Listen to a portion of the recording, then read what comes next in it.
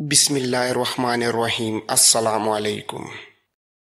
سلطان ایوبی کی جو فوج مصر میں تھی اس کی کمان سلطان ایوبی کے بھائی العادل کے پاس تھی۔ سلطان ایوبی اسے یہ حکم دے آیا تھا کہ بھرتی تیز کر دے اور جنگی مشقیں جاری رکھے۔ اس نے العادل کو سوڈان کی طرف سے خبردار کیا تھا اور اسے بتا آیا تھا کہ سوڈان کی طرف سے معمولی سی بھی فوج حرکت کرے تو وسیع پیمانے پر جنگی کارروائی کرے، اور سلطان ایوبی نے یہ بھی کہا تھا کہ وہ کمک اور رسد تیار رکھے۔ دمشق کی مہم کے متعلق کچھ نہیں کہا جا سکتا کہ کیسی صورتحال پیدا کر دے۔ اب اس نے جو منصوبہ بنایا تھا اس کے لیے اسے کمک کی ضرورت تھی۔ جاسوس اور لڑکی نے اسے بتایا تھا کہ ریمانڈ مصر اور شام کے درمیان حائل ہو کر سلطان ایوبی کی کمک اور رسد روک لے گا۔ اس اطلاع کے پیش نظر اس نے کمک قبل از وقت منگوا کر اپنے ہاتھ میں رکھ لینا ضروری سمجھا۔ اس کمک کو سردیوں کی جنگ کی ٹریننگ کی بھی ضرورت تھی۔ اس نے ایک طویل پیغام کے ساتھ ایک قاصد قاہرہ بھیج دیا۔ اس نے العادل کو پیادہ اور سوار دستوں کی تعداد لکھی جو اسے درکار تھی، اور یہ ہدایت بھیجی کہ تمام فوج اکٹھی کوچ نہ کرے بلکہ چھوٹے چھوٹے دستے رات کے وقت ایک دوسرے سے دور دور نقل و حرکت کریں۔ دن کے وقت سفر نہ کیا جائے، حتی الامکان کمک کے کوچ کو خفیہ رکھا جائے۔ العادل اپنے بھائی کا ہی تربیت یافتہ تھا۔ اس نے پیغام ملتے ہی کمک روانہ کر دی اور اسے خفیہ رکھنے کا یہ انتظام کیا کہ فوج کے چند افراد کو عام مسافروں کے لباس میں اونٹوں پر سوار کر کے اس ہدایت کے ساتھ کمک کے راستے میں بھیج دیا کہ وہ دائیں بائیں دور دور چلتے رہیں، اور کوئی مشکوک آدمی نظر آئے تو اس کی چھان بین کریں، اور ضرورت محسوس ہو تو اسے پکڑ لیں۔ کمک کے دستے چند دنوں بعد دمشق پہنچنے لگے، اور سلطان ایوبی نے انہیں بھی رات کی ٹریننگ میں شامل کر دیا۔ اس کے ساتھ نئی بھرتی کا حکم بھی دے دیا۔ دمشق کے مضافات میں اس دور میں جنگل اور کھڈنالوں کا علاقہ ہوا کرتا تھا۔ وہاں ایک صدیوں پرانے قلعے کے کھنڈر تھے۔ اس کے اندر کبھی کوئی نہیں گیا تھا۔ رات کو لوگ اس کے قریب سے بھی نہیں گزرتے تھے۔ یہ چونکہ فوجی استعمال کے قابل نہیں رہا تھا، اس لیے فوج نے اس کی طرف کبھی توجہ نہیں دی تھی۔ سلطان ایوبی کے دور میں دمشق کے دفاع کے لیے ایک اور جگہ قلعہ تعمیر کر لیا گیا تھا۔ وہ پرانا ناگوں والا قلعہ کہلاتا تھا۔ مشہور تھا کہ اس میں ناگوں کا ایک جوڑا رہتا ہے۔ ناگ اور ناگن کی عمر 1000 سال ہو چکی ہے۔ یہ بھی کہا جاتا تھا کہ یہ قلعہ سکندر اعظم نے بنایا تھا، اور یہ بھی کہ یہ دارا ایرانی کا بنایا ہوا ہے۔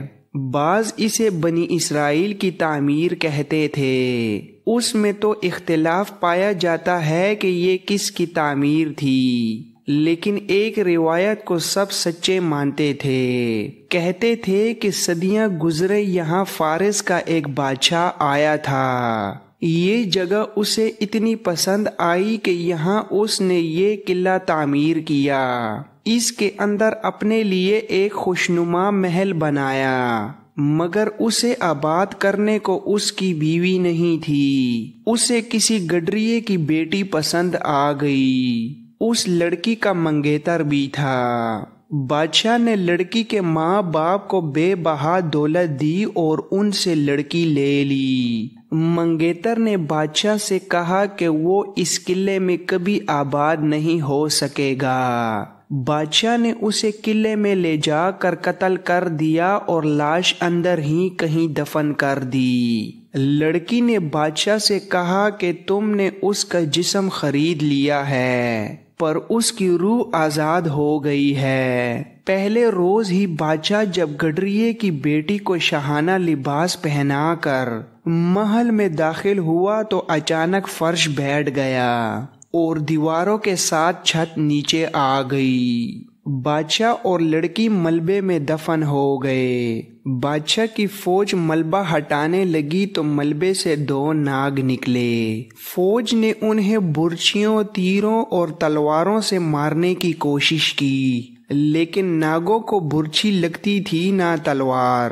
تیر بھی ان کے قریب جا کر رخ بدل لیتے تھے۔ فوج ڈر کر بھاگ گئی۔ یہ بھی مشہور تھا کہ اب بھی رات کو قلعے کے قریب سے گزرو تو ایک لڑکی گٹریوں کے لباس میں بھیڑ بکریاں چراتی نظر آتی ہے۔ کبھی کبھی ایک جوان آدمی بھی نظر آتا ہے۔ بہرحال سب مانتے تھے کہ اب قلعے میں جن اور پریاں رہتی ہیں۔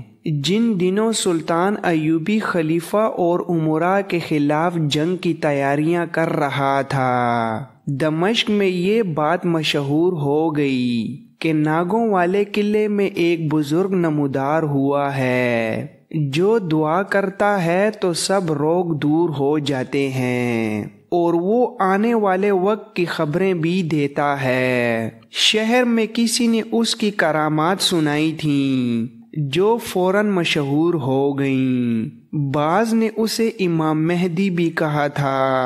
لوگ وہاں جانے کو بے چین ہونے لگے، لیکن ڈرتے تھے کہ یہ گڈریے کی بیٹی اور اس کی منگیتر یا فارس کے بادشاہ کی بدرو ہی نہ ہو، اور یہ جنوں اور بھوتوں کا فریب بھی ہو سکتا ہے۔ بعض لوگوں نے ذرا دور کھڑے ہو کر قلعے کو دیکھا تھا۔ 3-4 آدمیوں نے بتایا کہ انہوں نے سیاہ داڑھی اور سفید چوغے والے ایک آدمی کو قلعے سے باہر آتے اور فوراً ہی اندر جاتے دیکھا تھا۔ لوگوں کو اس بزرگ کی کرامات تو سنائی دیتی تھیں، مگر ایسا کوئی آدمی نہیں ملتا تھا جس نے یہ کہا ہو کہ وہ قلعے کے اندر گیا اور اس کے لیے بزرگ نے دعا کی تھی۔ ایک روز سلطان ایوبی کے محافظ دستے کا ایک سپاہی ڈیوٹی کا وقت پورا کر کے کہیں گھوم پھر رہا تھا۔ وہ وجیہہ اور خوبرو جوان تھا۔ محافظ دستے کے تمام جوان ایسے ہی تھے۔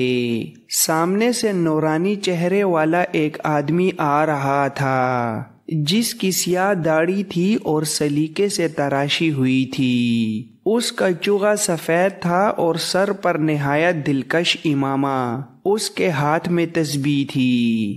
محافظ سپاہی کے سامنے آ کر وہ رک گیا۔ سپاہی کی تھوڑی کو تھام کر ذرا اوپر اٹھایا اور دھیمی آواز میں کہا، مجھے غلطی نہیں ہو سکتی، تم کہاں کے رہنے والے ہو دوست؟ سپاہی نے بڑے میٹھے لہجے میں کہا، بغداد کا۔ آپ مجھے پہچانتے ہیں؟ سیاہ داڑھی والے نے حیرت کے لہجے میں کہا، ہاں دوست، میں تمہیں پہچانتا ہوں، مگر تم شاید اپنے آپ کو نہیں پہچانتے۔ سپاہی اس کی حیرت پر حیران ہوا اور اس کے بولنے کے انداز سے متاثر بھی ہوا۔ اگر اس آدمی کا چہرہ ایسا نورانی، اس کی داڑھی اتنی اچھی اور چوغا اتنا سفید نہ ہوتا تو سپاہی اسے کوئی دیوانہ یا مجذوب سمجھ کر ٹال دیتا، لیکن اس شخص کی آنکھوں، حال، حلیے اور سراپا نے اسے رکے رہنے پر مجبور کر دیا۔ اس شخص نے سپاہی سے پوچھا، اپنے پردادا کو جانتے ہو؟ کون تھا اور کیا تھا؟ سپاہی نے جواب دیا، نہیں۔ اور دادا کو؟ نہیں۔ تمہارا باپ زندہ ہے؟ جی نہیں، میں دودھ پینے کی عمر میں تھا جب وہ مر گیا تھا۔ سیاہ داڑھی والے نے پوچھا، ان میں بادشاہ کون تھا، پردادا، دادا یا باپ؟ سپاہی نے جواب دیا، کوئی بھی نہیں، میں کسی شاہی خاندان کا فرد نہیں ہوں، سلطان صلاح الدین ایوبی کے محافظ دستے کا سپاہی ہوں۔ آپ کو شاید غلط فہمی ہوئی ہے، میری شکل و صورت شاید آپ کے کسی پرانے دوست سے ملتی جلتی ہے۔ اس شخص نے اس کی بات جیسے سنی ہی نہ ہو، اس کا ہاتھ پکڑ کر اس کی دائیں ہتھیلی کی لکیروں کو غور سے دیکھنے لگا، پھر اس کی آنکھوں میں چہرہ اس کے قریب کر کے جھانکا اور بڑی سنجیدہ اور کس قدر حیرت زدہ آواز میں بولا، مجھے یہ تخت کس کا نظر آ رہا ہے، یہ تاج کس کا نظر آ رہا ہے؟ تمہاری آنکھوں میں وہ جاؤ جلال محفوظ ہے جو تم نے نہیں دیکھا۔ تمہارے دادا کے محافظ دستے میں 40 جوان تم جیسے تھے، آج تم اس انسان کے محافظ دستے کے سپاہی ہو جو تمہارے دادا کے تخت پر بیٹھا ہے۔ تمہیں کس نے بتایا ہے کہ تم شاہی خاندان کے فرد نہیں ہو؟ میرا علم مجھے دھوکہ نہیں دے سکتا، میری آنکھیں غلط نہیں ہو سکتی۔ تم نے شادی کی ہے؟ سپاہی نے مرعوب ہو کر جواب دیا، نہیں، اپنے خاندان کی ایک لڑکی کے ساتھ منگنی ہوئی ہے۔ اس شخص نے کہا، نہیں ہوگی، یہ شادی نہیں ہوگی۔ سپاہی نے گھبرا کر پوچھا، کیوں؟ سیاہ داڑھی والے نے کہا، تمہاری روح کا ملاپ کہیں اور ہے، مگر وہ کہیں اور قید ہے۔ سنو دوست، تم مظلوم ہو، کسی کے فریب کا شکار ہو، تم گمراہ ہو، تمہارے خزانے پر سانپ بیٹھا ہے۔ وہ شہزادی ہے جو تمہاری راہ دیکھ رہی ہے، تمہیں کوئی بتا دے کہ وہ کہاں ہے تو تم جان کی بازی لگا کر اسے آزاد کرا لو گے۔ اور وہ ایک دم چل پڑا۔ سپاہی نے اس کے پیچھے جا کر اسے روکا اور کہا، مجھے بتا کر جاؤ کہ آپ نے میرے ہاتھ اور میری آنکھوں میں کیا دیکھا ہے؟ آپ کون ہیں؟ کہاں سے آئے ہیں؟ آپ مجھے گمراہ اور پریشان کر چکے ہیں۔ اس شخص نے جواب دیا، میں کچھ بھی نہیں، جو کچھ ہے وہ میرے اللہ کی ذات ہے۔ 3-4 بڑی پاک روحیں میرے ہاتھ میں ہیں، یہ خدا کے ان برگزیدہ لوگوں کی روحیں ہیں جو ماضی کو جانتے اور مستقبل کو پہچانتے تھے۔ میں کچھ ورد وظیفے کیا کرتا ہوں۔ ایک رات مجھے اشارہ ملا کہ ناگوں والے قلعے میں چلے جاؤ، تمہیں کوئی ملنے کو بیتاب ہے، وہیں ورد وظیفے کرنا۔ میں وہاں جانے سے ڈرتا تھا، لیکن اشارہ خدا کا ہو تو ڈر کیسا؟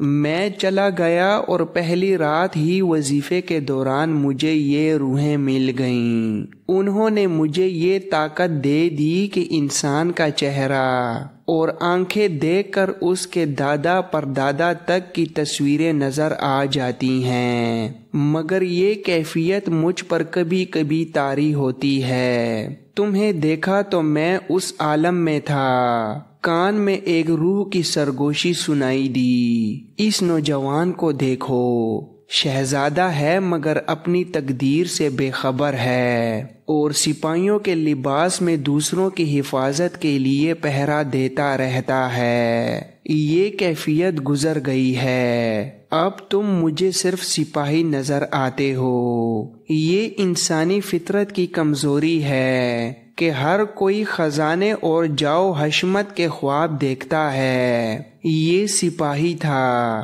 اسے خزانے اور شہزادی کا اشارہ ملا تو سیاہ ریش کی منت کی کہ اسے اس کے متعلق کچھ بتائے۔ سیاہ ریش نے مسکرا کر کہا، میرے پاس نجوم کا علم نہیں، میں غیبدان بھی نہیں ہوں، اللہ اللہ کرنے والا درویش ہوں۔ کوشش کروں گا کہ تمہیں کچھ بتا سکوں، لیکن جہاں تمہیں بلاؤں گا وہاں تم آؤ گے نہیں، جہاں آپ کہیں گے آ جاؤں گا۔ ناگوں والے قلعے میں آ جاؤ گے؟ ضرور آؤں گا۔ آج رات غسل کر کے ذہن کو دنیا کے خیالوں سے خالی کر کے آ جانا، اور یاد رکھو کسی سے ذکر نہ کرنا۔ کسی کو نہ بتانا کہ میں تمہیں ملا تھا اور تم رات کہیں جا رہے ہو۔ اگر خزانے کا شہزادی اور تخت و تاج کا خیال نہ ہوتا تو یہ سپاہی کتنا ہی دلیر کیوں نہ ہوتا، رات کے وقت ناگوں کے قلعے میں نہ جاتا۔ سلطان ایوبی کے مکان کے پچھلے دروازے پر اس کا پہرا رات کے آخری پہر تھا۔ اس وقت سے پہلے وہ گھوم پھر سکتا تھا۔ وہ جب قلعے کے دروازے پر پہنچا تو خوف نے اس کے دل پر قبضہ کر لیا۔